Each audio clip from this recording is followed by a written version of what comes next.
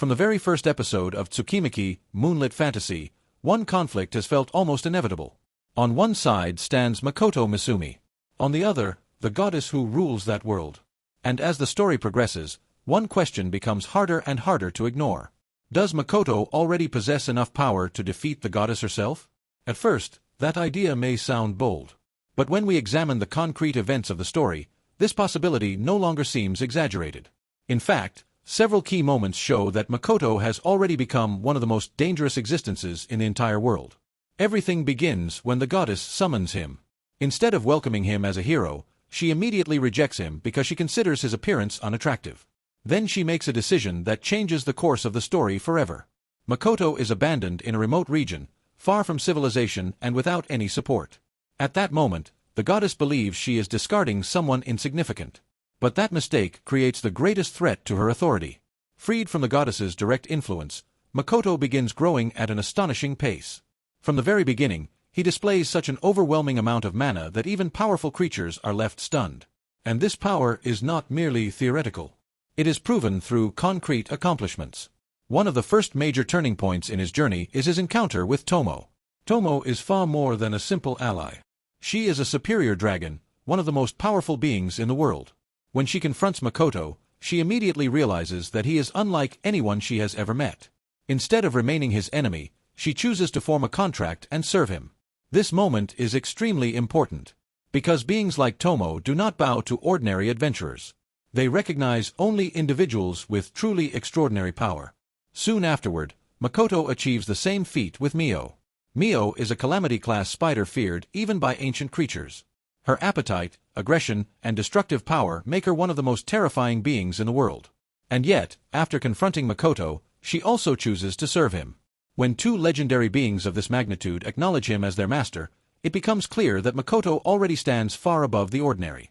But his growth does not stop with gaining powerful allies. Makoto accomplishes something even more extraordinary. He creates a Sora. At first, a Sora appears to be little more than a dimensional space. But over time, it develops into a complete world. With forests, mountains, its own climate, natural resources, cities, an economic structure, and a population that continues to expand. This achievement alone is remarkable, because creating and sustaining an entire world is something that very few fantasy characters have ever accomplished. And that raises an unavoidable question. How many mortals could do something like this? Another crucial aspect is Makoto's mana reserves. Multiple characters state that the sheer volume of his magical energy defies all logic. In some situations, merely sensing his presence is enough to create tension. Tomo and Mio, who understand his abilities better than anyone, repeatedly acknowledge that his true potential is still far from its limit. His battles only reinforce this impression. Makoto uses his bow to concentrate colossal amounts of mana. Each shot is powerful enough to devastate entire areas. When facing high-level opponents, he demonstrates not only destructive force, but also extraordinary precision and control. One of the most memorable examples is his battle against Sophia Bulga and the Dragon Lancer. Sophia is already considered an elite warrior. Lancer is a dragon with devastating abilities.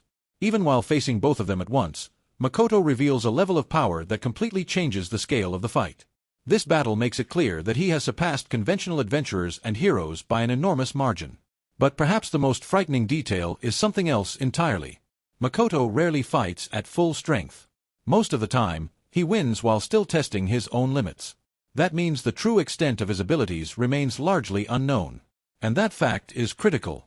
When a character already dominates nearly every opponent introduced in the story and still appears far from his maximum potential, comparing him to divine beings becomes entirely reasonable. Beyond raw power, Makoto also grows as a leader.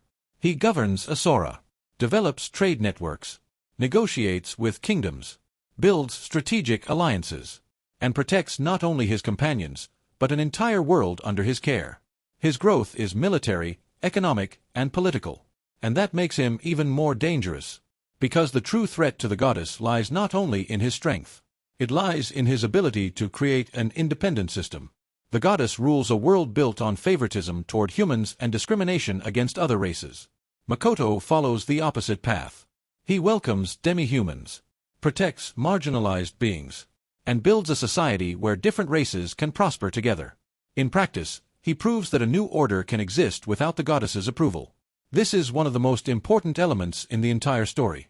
Makoto does not merely possess enough power to fight her. He represents an alternative to the world she created. And that may be even more dangerous than any direct attack. As time passes, even the goddess begins to realize that Makoto is no longer a minor inconvenience. His mana continues to grow. His influence expands. His territory prospers. And his independence makes him increasingly difficult to control. So, can Makoto truly defeat the goddess herself? If we analyze only the events that have already taken place, that possibility is entirely plausible. He possesses incomprehensible mana reserves, created his own world, earned the loyalty of legendary beings, defeats enemies on a massive scale, built an independent society, and continues evolving with no sign of having reached his limit. The final confrontation may still lie in the future, but all the necessary elements for that battle have already been established. And when that moment arrives, Makoto will not be fighting solely for revenge. He will be challenging the very structure that governs that world. In the end, the real question may not be whether Makoto can defeat the goddess. The more important question is whether anyone can stop his growth. Because considering everything he has already achieved, Makoto is no longer just a summoned hero. He has become an existence capable of redefining the balance of the entire world. And what do you think? Do you believe Makoto already has the power to defeat the goddess? Or do you think his true potential is only beginning to reveal itself? Share your thoughts in the comments. And subscribe to the channel, because there are still many hidden details in Tsukimichi that can completely change the way we understand the true power of Makoto Misumi.